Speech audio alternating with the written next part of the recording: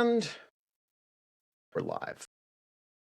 It is Friday, the 23rd of January, year of our Lord 2026.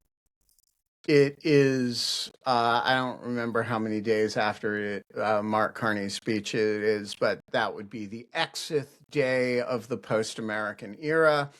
It is 8:02 a.m. We are 2 minutes late because I was running a little bit late this morning, for which I apologize. I am a compulsively on-time person, and when I am late, even 2 minutes late, it bothers me. And so I actually feel the need to apologize about very few things in life. But when I am late, I feel the need to apologize. And even if it's only a matter of 2 minutes. Folks, we are talking Mark Carney's speech today. I'm going to dispense with the monologue. We have Alicia here, who has been plotting up north the destruction of America. And no, I'm joking. She's even wearing I have to cross the border, okay? She's even wearing a "come at me, bro."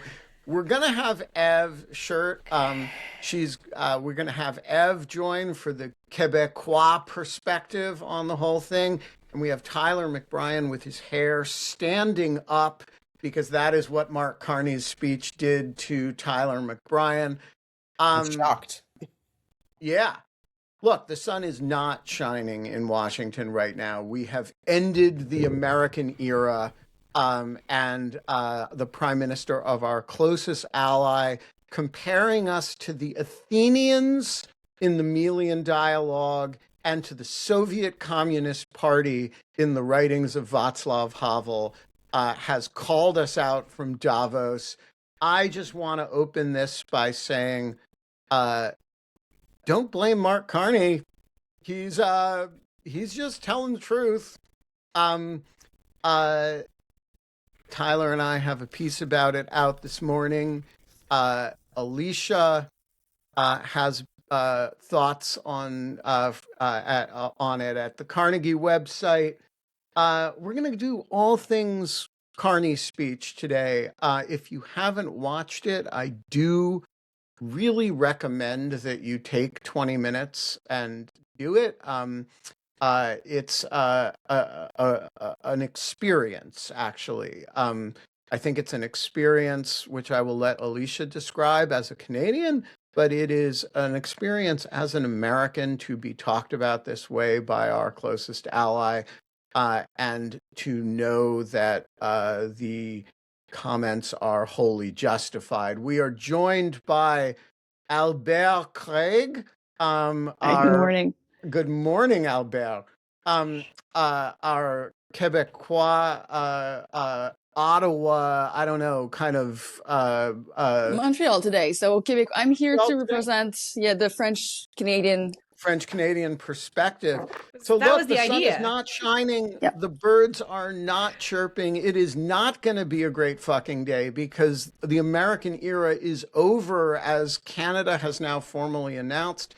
But you are watching Dogshirt TV, and American era, over or not, that is a goddamn revolution in morning television. And one of the revolutionary features is that we are committed to having a serious conversation about what is, I think, the most serious public address on any subject by any head of state or government with who is not named Volodymyr Zelensky of the last 20 years, maybe more. And another one of the revolutionary features is that when we do that, we have not merely an Anglo-Canadian perspective, not merely a French-Canadian perspective, not merely an American perspective on this, but we also have a Tyrannosaurus Rex shirt. All of which is a long-winded way of saying that we are not allowed to have fun anymore, but we are allowed to talk about Prime Minister Carney's speech. Alicia, get us started. Sovereign Soul, what did you make of it?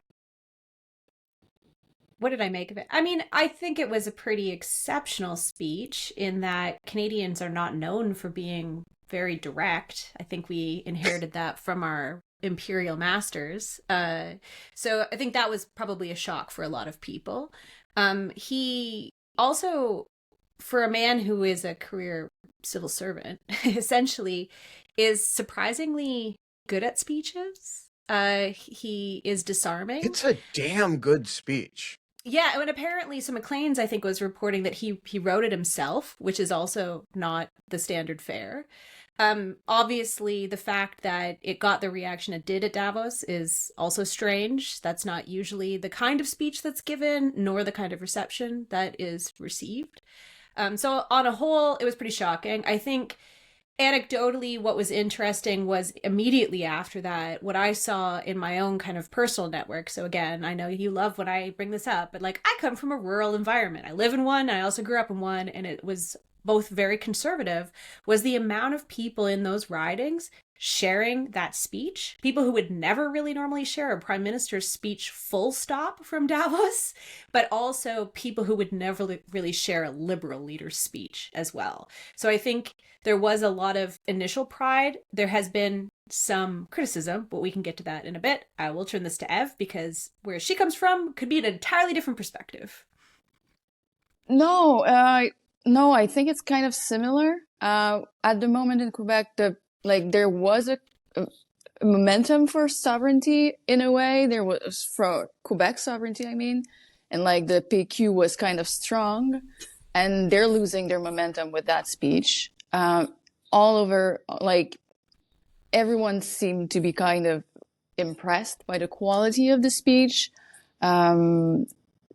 So it recreates the same sort of wave we had seen during the elbows up, which is good. Everyone seems pretty impressed. Again, I wouldn't say that we are the kind of people who normally listen to Davos either. I haven't noticed anyone sharing it that wouldn't have in normal times, though. More, those who are kind of resharing it are people who are already interested in international relations. I would say that those who, like the comparative to what you're describing, like more rural, maybe don't understand exactly what is said in the speech, given it is in English. So there's another additional step. And that it's built around two pretty complex metaphors that we're going to get to in a minute. But, you know, it is built around two literary devices that it is not, that are, I mean, Alicia said this is direct. I would say it's direct for a Canadian. It's actually very direct for a Canadian. But it's quite subtle in like, the full wallop of it. You actually have to spend a little bit of time. You have to know at least one line of Thucydides, and you have to have a sense of who Václav Havel was and what this, what the metaphor that the allegory that he's talking about means. We'll get to that in a minute. But I think it's shocking that a lot of people outside of a intellectual ecosystem, it's a tribute to how smartly the speech was written, that it is that it's getting through to a lot of individual Canadians who have not read the Peloponnesian War and have never read Václav Havel. Yeah, I was going to pick up on that. I mean, it is funny because those were the two words that I used when we started writing our column about it, direct and erudite. And it's almost this contradiction where he's like, let me be direct, let me be clear. This is like what Thucydides said, which is not very clear to many people, especially, probably the biggest member of his intended audience, who was not named in the speech, but was obviously lurking, which is Donald Trump. And it's funny. It was very direct, but at the same time, if I were to write a speech for Donald Trump to listen to, this is not the one I would write exactly, given the literary references. And The other part of this kind of literary quality, I don't know if anyone here follows Joe Weisenthal, who has the Odd Lots podcast for Bloomberg.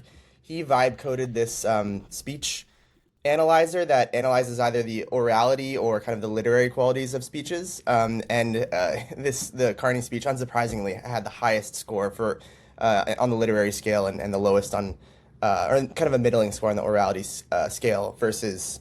What does the orality scale measure? So it measures. I actually have it up here. The excuse me. It's orality refers to the characteristics of speech that distinguish it from writing, the patterns, the rhythms, the structures that evolved from memory and performance before the advent of literacy. Drawing on the work of scholars like Walter Ong and Eric Havelock, this tool analyzes text for markers of oral tradition, formulaic expressions, repetition, sound patterns, direct engagement, and the agnostic tone of spoken debate. Interesting.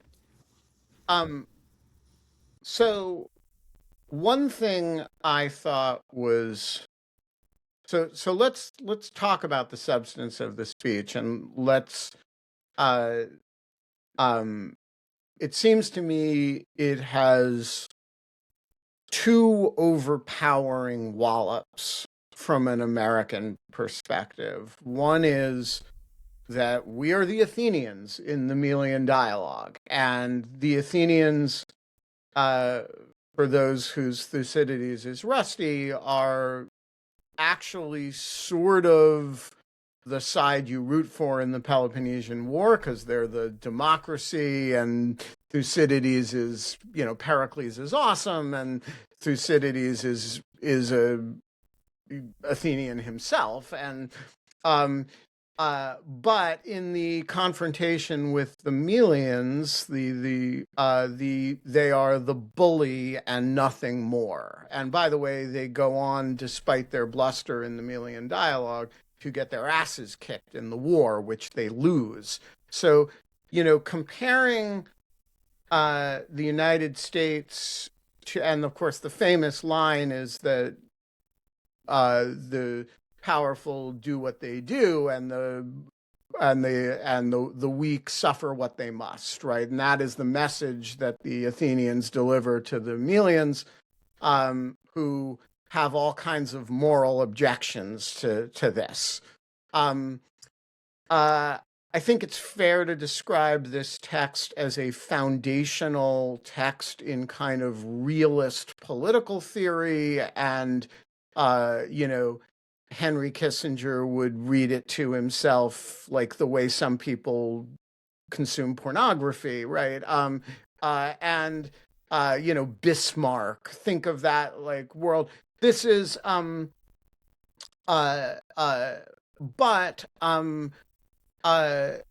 it is the opposite instinct from what one would call a values-based foreign policy or a rules-based international order. And for the Prime Minister of Canada to compare Canada to the island of Milos, and to compare the United States to the Athenians, seems to me to be saying, first of all, in the short term, you're a bully, and nothing more complicated than a bully. There's no values at issue here. And secondly, to the extent he was thinking about it, that you're on your way to getting your ass kicked. And you can be a bully now, but Sparta is going to win this war. And, whether you think of Sparta here as Russia or Athens, or China, or, some your mortal enemy, however you define it, you can act like a bully now, but you're living on marked time. So I want to throw that out there. That's how I read that reference. How did you guys read the Thucydides organization of the discussion?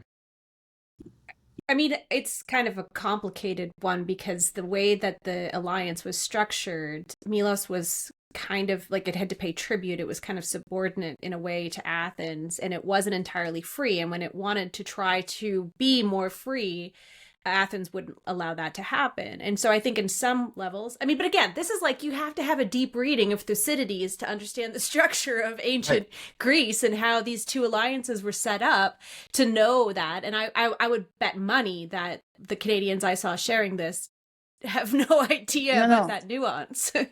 All the Americans. Nor do I expect your average central banker to be conversant in Thucydides, right? I mean, there's a it's not a this is a classicists read Thucydides, classical historians read Thucydides, political theorists read Thucydides. Central bankers, I don't think of it as like it's not an interest rates text, right? I was gonna say, even even having studied IR, that I at first thought he was talking about this Thucydides trap, and I was like, well, who's Sparta? Who's Athens here? So I got confused too. So I'll just put that out there until I realized he was talking about Milos. But I think that would be what most people would jump to, right? Because that's often how this is talked about, even like at a general level, is Sparta versus Athens. And then in that case, I'm like, is Canada Sparta? I mean, yeah, we were good fighters at once, but still, we're not very austere. We don't have those trappings. So I think Canada Ben, is not Sparta. Well, you'll see how you like the cold. We've been living with it for a long time. Look, I'm not saying you're not awesome. I'm just kidding. By the way, Sparta sucked. Yeah, I have no desire for that. Although women were pretty free and the men didn't really live at home. Let's not get into this. Okay.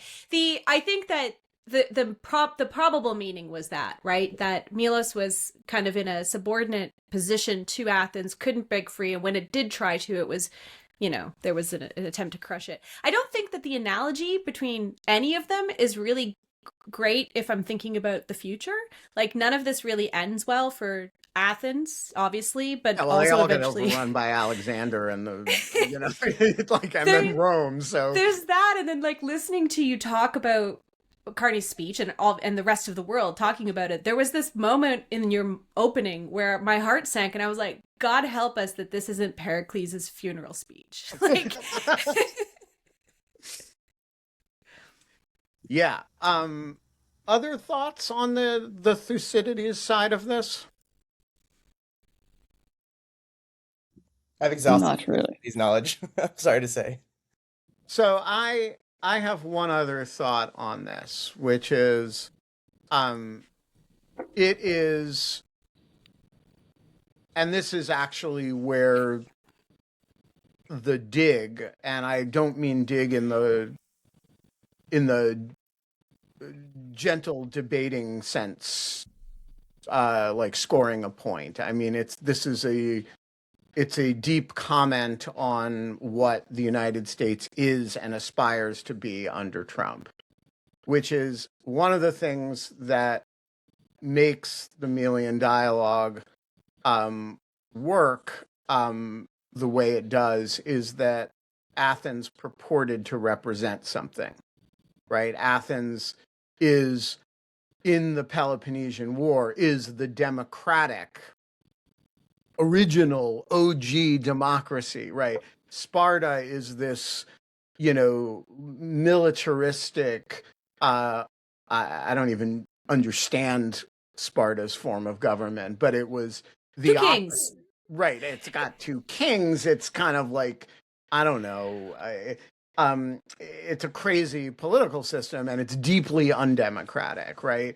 And Athens is not merely a bully in the Melian dialogue. It is the most hypocritical, two-faced bully, and and one of the interesting features of Carney's speech is that he talks about how the Pax Americana, which he calls the rules-based international order, was always a bit of a fiction, right? And there was always an aspect of it that was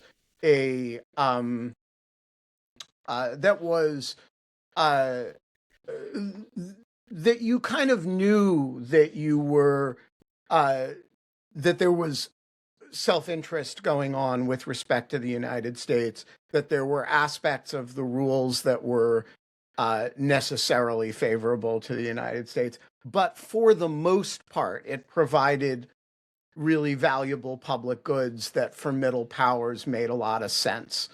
And I thought it was interesting, not merely that he said that, things have changed and the United States is not a benign democratic leader anymore, but he kind of went a little further and said, there was always an element of fiction to that. I feel like we tried to talk about this after the Venezuela invasion. What do you mean? I mean, the fiction. Well, the fiction was pretty naked by then, but there was a choice on his part. If this were a European leader, I don't think he would have stripped away the fiction as completely, because Europeans are still so committed to the concept of the rules-based international order that they don't say it's a bit of a fiction. It's a useful fiction for certain purposes. They say we have to have a rules-based internet. It's an affront to the rules-based. They are so committed to it. They're more committed to it, including the parts of it that are, structurally favorable to the United States, than most Americans are. And I thought it was interesting that Carney said, it was a bit of a fiction. It was a useful fiction. It's not a useful fiction anymore. I think Mertz was... Okay, first of all, I feel like Mertz was probably watching Carney's speech going, what the fuck? You're stealing everything I wanted to say. And then timing... You think so? I don't know. There was a little bit. He did talk about kind of this end of the global order as well. And so I agree with you. I think that I'm not sure that any leader really had been that upfront, at least in the Western family of countries, to call it out. And I do think that there's been a lot of tippy-toeing around what's happening in your country. Right. And that Carney kind of was the first of that class to come out and be like, yeah, this is bad, and we need to state what it is and move on. But I do think that it's been coming, right? So I feel like Mertz, maybe if he hadn't had Carney upstaging him. Well, I was also thinking about Venezuela because a meta point that I think people have been making is that even in continuing along with the fiction, or at least making arguments, even if they're in bad faith, that are within the framework, serve to reify it or reinforce it. And Carney's not even wanting to play along that game either. He doesn't even think that it's worth trying to play along in the hopes that it will reinforce the rules-based system. He's just saying, we're actually way past that. It's that is just the thinking of yesterday. That's nostalgia, which is not useful, which is actually harmful. And Canada needs he is really, what he's doing is he's the first shopkeeper, greengrocer, to take his sign down. He's like, this is not worth it anymore. All right. I have a question. Does Carney give this speech if it had just been Venezuela, or is the real issue here that that the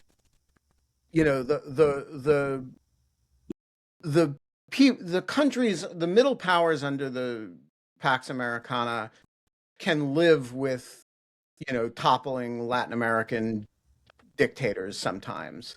What they can't live with is when that threat or things like it gets directed against them. And so what is really of concern here is that Canada does not know for sure whether what aspect of its relationships, up to and including the use of force, but also at just economic warfare, are next on the agenda, and that really this is about Greenland.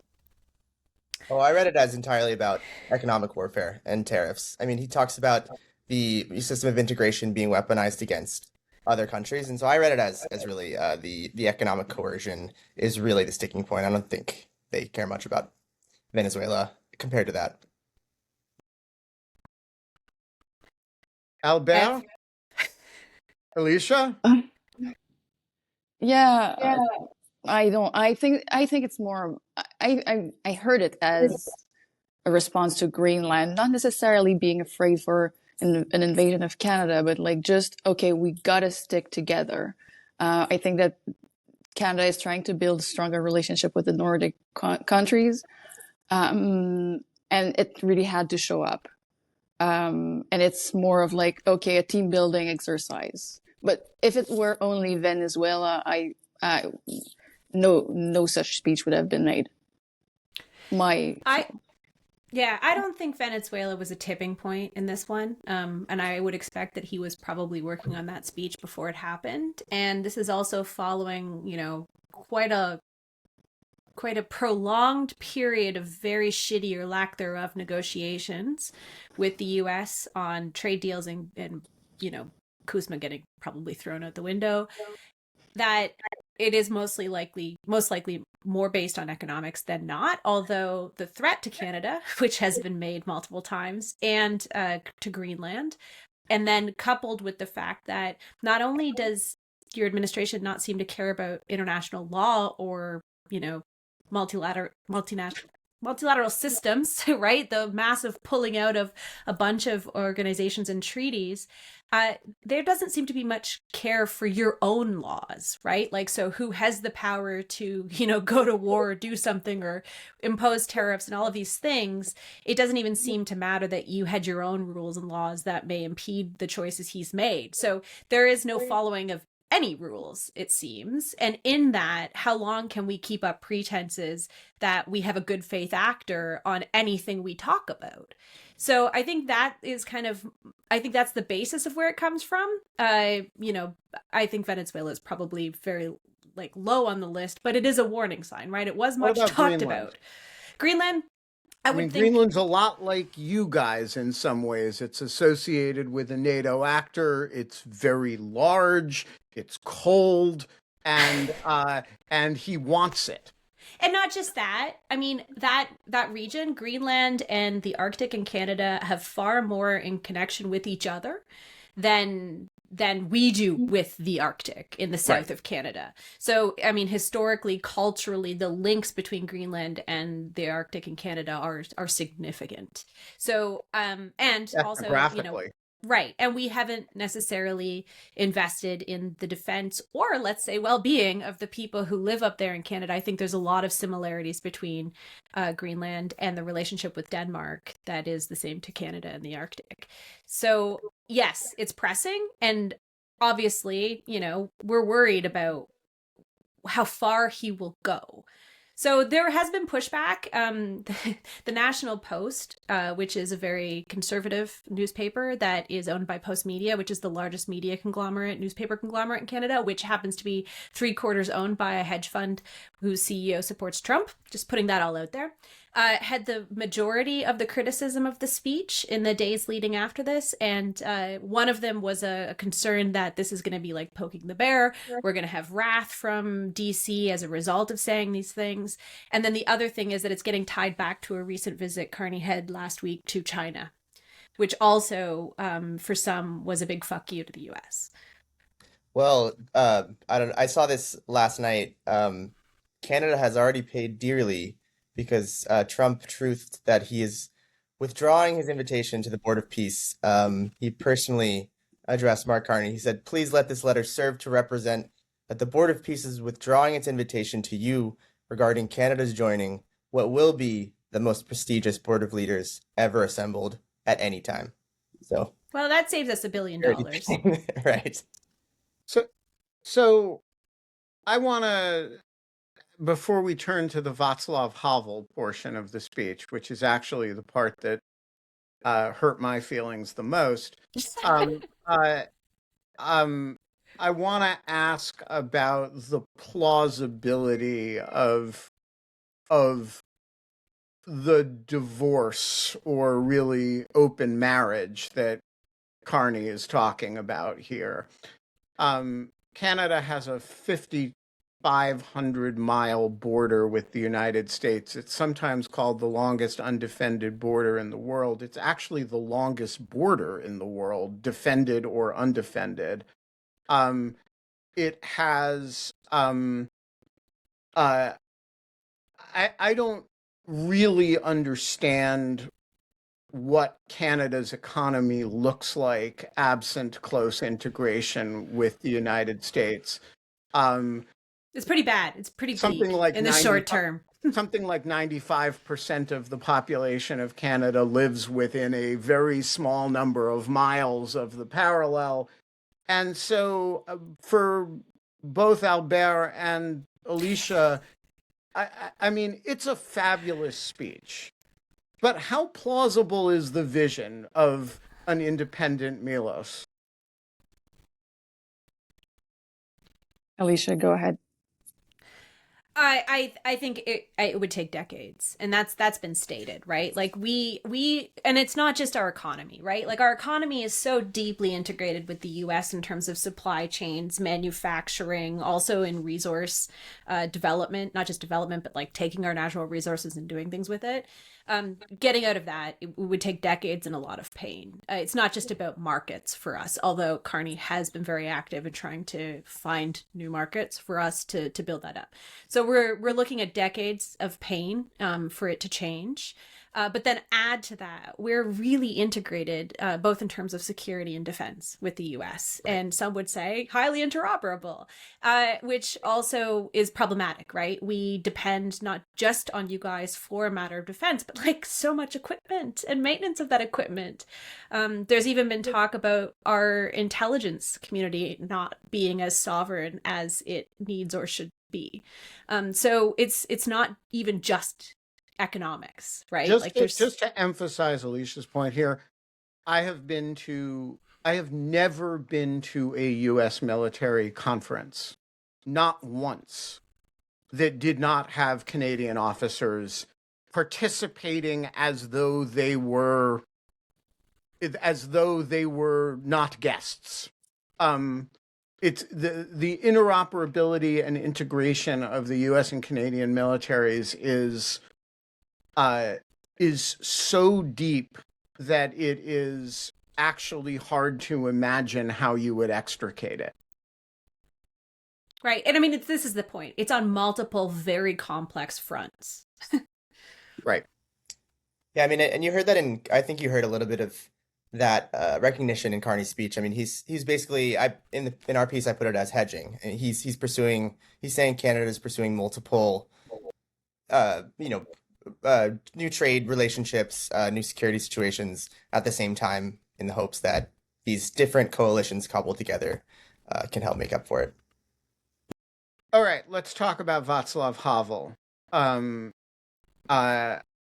So for those people in the audience above a certain age, and I think I am the only one among our crew here who is old enough to have adult memories of Václav. No, I was like, as soon as you said adult, I was like, okay, fine. Yeah, you were a teenager. I was an adult. And Václav Havel becomes president of Czechoslovakia, which was then still united. And one of the first things he does is invites Frank Zappa, who was then, I don't think dying, but he was within a few years of dying, invites him to Prague. And the reason for this is that when Václav Havel was in internal exile in Prague, not allowed to talk to anybody, he would listen to the Velvet Underground, to Frank Zappa, and this is why it's called the Velvet Revolution, right? He would listen to Frank Zappa, and his account of it at the time was because it reminded me that there are places where you can say anything. And that was his vision. His vision of free speech was so American that like so self-consciously American that it was important to him that Frank Zappa, and there are amazing videos of this, come to the castle. And this was the values side of, the non-hypocritical values side of the rules-based international order, which had domestic restraints on government, right? And when Frank Zappa died, his obituary in the New Yorker was written by the sitting president of Czechoslovakia. And so I don't know how much of that Carney knows. My assumption is all, because he's clearly a very smart man and he knows exactly who he's quoting. And when he quotes Václav Havel and talks about the allegory of the green grocer and "we are the Communist Party," I found that humiliating in a way that I really struggled with. And so, Tyler, walk us through what that is a reference to, and what Carney is invoking from I was about to say Zappa, but from Havel there. Yeah, in his speech he keeps the Havel reference pretty tightly focused on a famous anecdote or allegory of Havel's of the greengrocer, who every morning puts a sign on his window that says "Workers of the world unite," even though he knows it's a lie. But everyone else does it as well, and so this oppressive system persists not through actually, force against its people, but by this compliance that everyone goes along with. Obviously, there's still the threat of force, but it's really the day-to-day persistence is because of people continuing to put the sign out, and the sign, of course, is just a metaphor for complying in various ways. And he basically calls on, especially the middle powers of the world, to start taking the sign down. No longer what he calls "stop living within the lie," I believe is Havel's line. And it's really it's a call to action. It's like it's a wake up call. It's I think the suggestion here is that it's, well, not suggestion, explicitly, that it's been a fiction for a while and we need to name it. He's saying the quiet part out loud, which again, I think to Alicia's point, one of the reasons it was so striking is not just the fact that he said it, but also where he said it. I mean, the Davos is maligned as just this echo chamber of elites, not really addressing the world's existential crises, but really just issues of global capital. So that was the textual reference, but of course it's imbued with everything Ben just said as well in terms of the history of his dissidence in under the communist regime and as a champion of free speech. Yeah, so I, as an American, found this discussion deeply humiliating. And like, very few things have made me angry that anybody outside the country has said about what's going on in the United States in the way that this has. And do you feel like it was the intended purpose? Do you feel like it was the intended purpose? I don't know. I think it is. First of all, I want to say not angry at Carney. I think it is entirely justified. And as is the Thucydides discussion. I don't have I think you should never be angry at somebody for speaking the truth. But ever since 2016, when I have been writing about the malign qualities of Donald Trump and his personality, I have this crystallized a certain set of one of the things I have really felt these last 9 years is humiliation, and this is a crystallization of that humiliation, that we have reduced ourselves to a circumstance in which somebody could legitimately quote that parable about us and compare, you know, compare the situation of Canada to what Havel was writing about. I believe that essay was written in 1978. So long before, somebody should check me on the date of that, but long before the fall of the Soviet Union. So the Prime Minister of Canada goes to Switzerland and says the circumstance of Canada right now, says in a public address, the circumstance of Canada is analogous to somebody in internal exile under a communist regime, and who, who is, a dissident fighting for the independence of his soul. And I have no inclination to correct him. I have no inclination to say, that's really an exaggeration. I mean, it is obviously at some level an exaggeration, right? But it's not a, but it's not an unfair rhetorical effect given the substance of U.S. behavior toward Canada right now.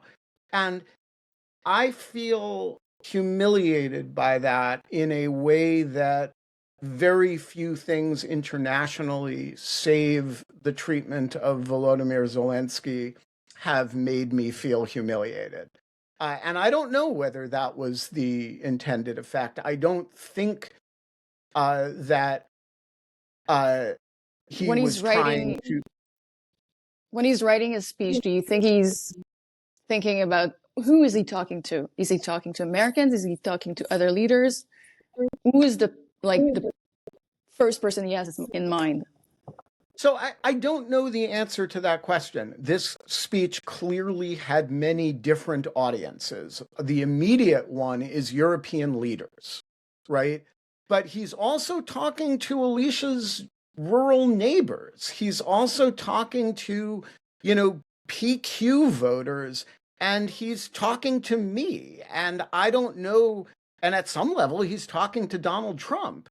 And I don't know who he's thinking about having what impact on.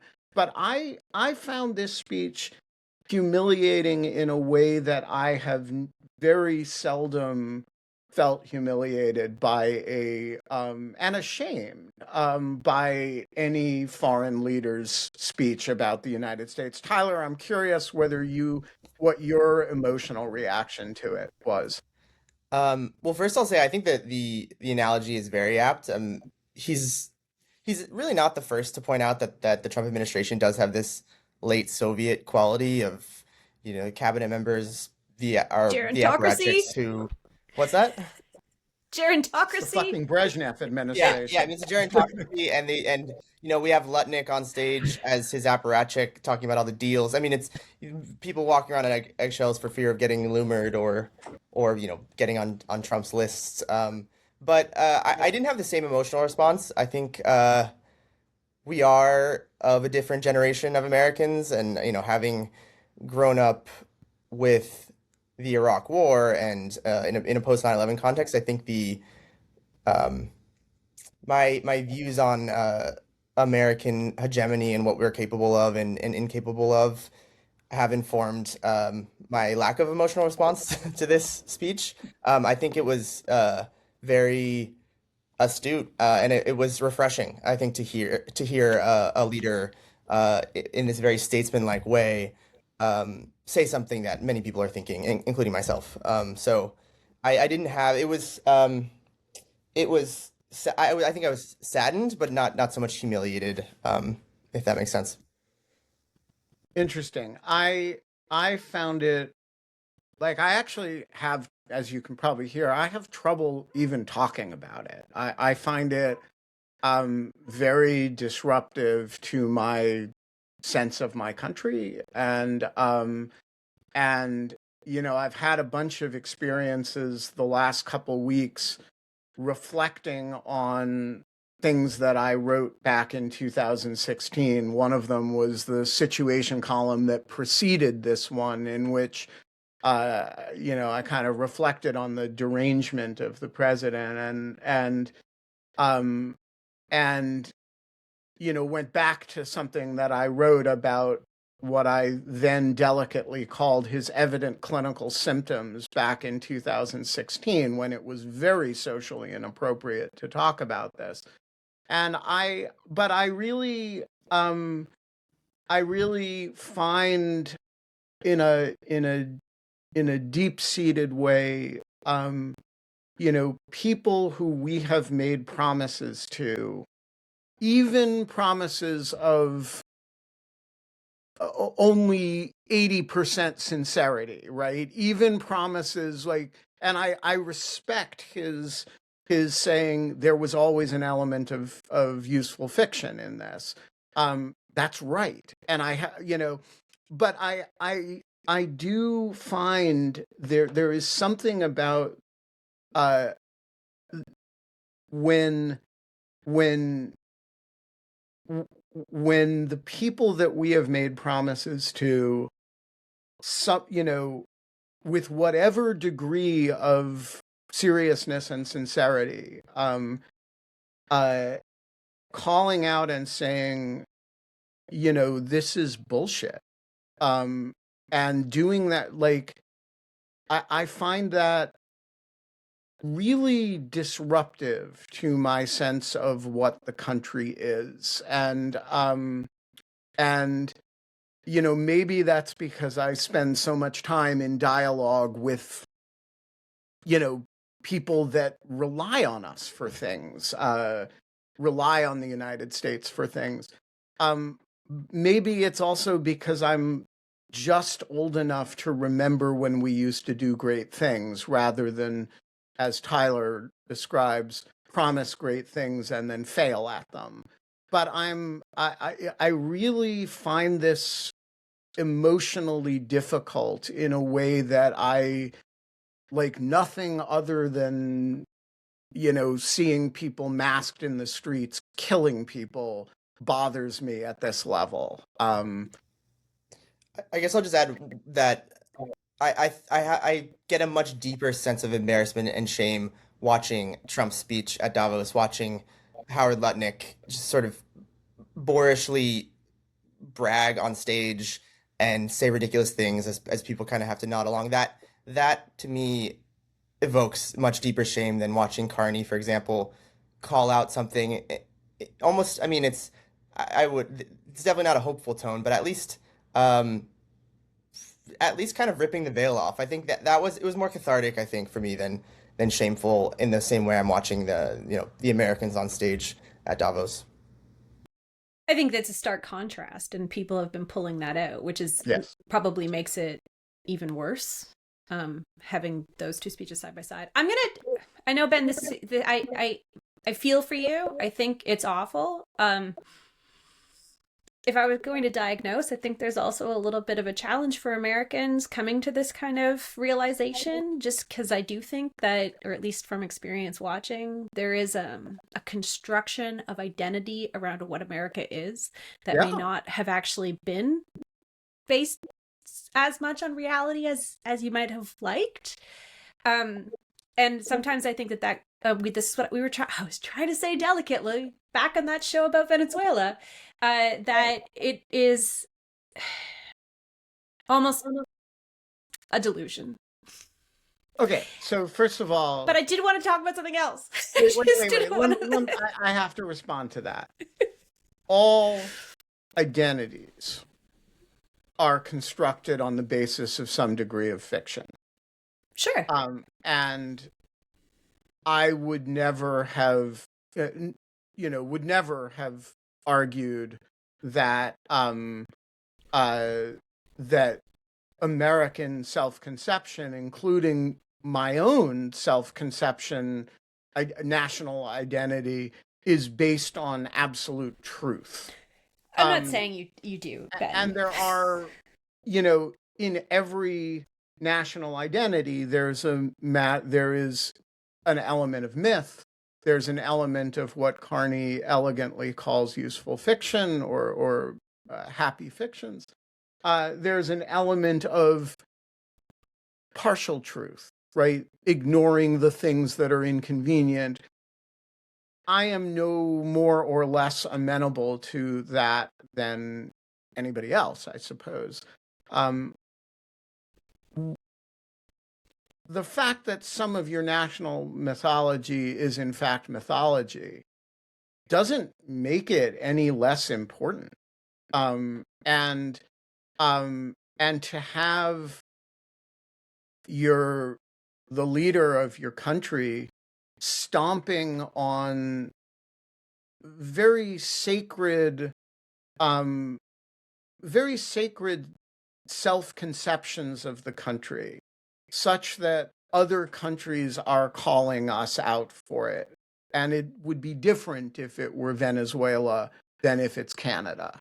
Well, and this is the thing, right? Like you're literally your closest ally that has always been there, short of 2 wars. Let's say 2 wars. Yeah, and it's the only country in the world in which, tens of millions of Americans have family in, other than Mexico, of course, which is also, is not a particularly close ally, but that is true of. I mean, it's a country that we're physically, ethnographically, family-wise, values-wise, and to have, the leader of that country talk about us that way, truthfully, is very jarring. It's very, and I'm not complaining about it. I'm except with respect to my own government, for putting us in this position. I am. Somebody in the Substack chat says sounds like grief more than anything. And I think there's something to that there's when you have your own national mythology with whatever elements of truth and falsehood embed the mythology, disrupted like that and stomped on like that, there's an element of grief and mourning. And there are many things I can't forgive about the Trump administration. And, I was somebody who was warning about this aspect of the Trump administration way before it was cool, way before he was elected, the first time. And yet it still hits me like a fucking thunderbolt every time. Okay. Sorry, you wanted to switch subjects. I'm gonna switch subjects because we're gonna end up closing out, and I again feel for you. This is depressing. It is horrible. Get over it. But it's mourning. So there's a third major theme. It's not a literary device, but speaking of senses of identity, construction of identity, that was pretty integral, that probably only really speaks to Canadians in this way. And I would be remiss in not bringing it up. I was forced to bring it up in my remarks because my husband told me that I should be bringing this up. And that is this idea of middle powers. And this has got a deeply rooted place in Canadian political self-perception of who we are in the world that has been there since the Second World War, coming out of that we've really tried to, foster and see as our potential role as leaders. with others. So I think that there was a major theme in the speech of that was not just speaking, to other middle countries, suggesting that they could be important in taking a leadership role together and collectively, but also at home, that we are not as weak as we may seem given the circumstances. And I think that Carney also is playing that leadership role, right? Like, he has come out, and this is again coming back to the rural Canadians who normally wouldn't, they see him as a leader, which is more than we've really had in a very long time. So tell me about that, because this gets to a question that I have about Canadian delusion, right? Which I alluded to earlier.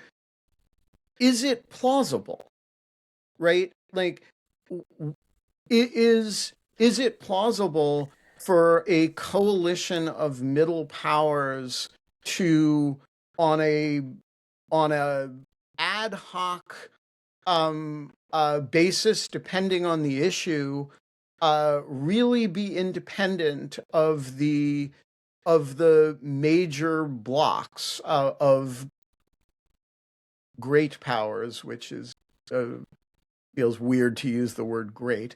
Sucky well, especially because power. one of the three isn't exactly great. I Right, mean, economically exactly. in a bunch of ways. Like, is there a coalition of Canada, Finland, like, can you the EU, can you make a list of middle powers, Qatar, such that there is a viable path here? Okay, so let's set aside our problems with integration, okay? I realize that makes it pretty fanciful to even discuss because that is problematic. And again, that would be us moving off of that would be contingent on Canadians being willing to endure decades of grief to do it. Now, that is an open-ended question, whether that's possible, whether our political situation will allow it. And I would love to talk to you at depth at how messed up our information ecosystem is that suggests that we may not be able to do that at all. Put that aside. I was just looking at even just GDP in terms of countries. And if you look at the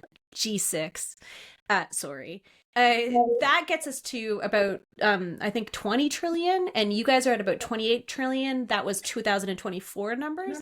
Add in the rest of the European Union, get Australia, New Zealand, and we're talking a market size that could rival the US. Now, that means, you're trading with different countries. It's not as easy as it is getting to the US. But I think in terms of market size, it is possible.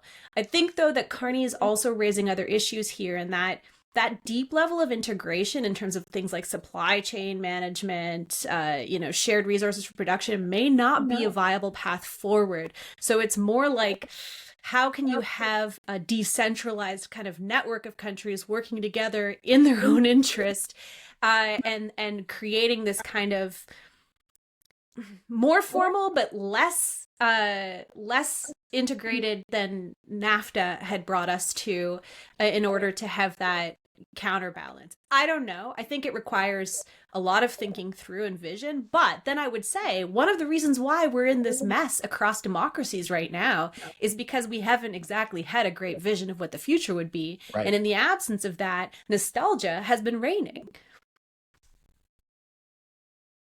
Interesting. Tyler, you get the last word today. What's your... Make it positive, Tyler. Yeah, do you have anything constructive or positive to say? Well, I was gonna go back to the stages of grief, so maybe not. But I'm almost, despite everything I said, Acceptance. This is, well, I was like, almost like, am I still in denial? Because I'm still thinking like, 3 more years of this administration. 3 years is a long time, but say it's really long time. Say Chris Van Hollen becomes the next president, like someone who's like a liberal internationalist and tries to, reinstate America's role in the rules-based order.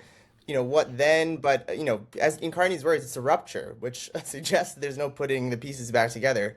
So maybe I'm still in, moving through the stages in a way that I'm not fully like accepting yet. So I'm sorry I didn't end on a positive note, everyone. Folks, we're going to be back, but not on Monday, because on Monday I will have just arrived in Kyiv, and I will be exhausted, and so there is no show on Monday. Keep an eye on the calendar. I don't know which days there are going to be shows or at what time, because it depends on, frankly, a lot of appointments that Nastya and I are arranging. So some days we may be at the normal time, some days we may be earlier, some days I may be later, and I will post the calendar so that you'll be able to see that. Um, Look, I don't know who the co-hosts are going to be. I don't know who the guests are going to be. But you're going to be there, and I'm going to be there, and I'm still going to be in a little bit of mourning about this Mark Carney speech because it really fucks up my psyche and self-conception about my country. But it's going to be a blast anyway.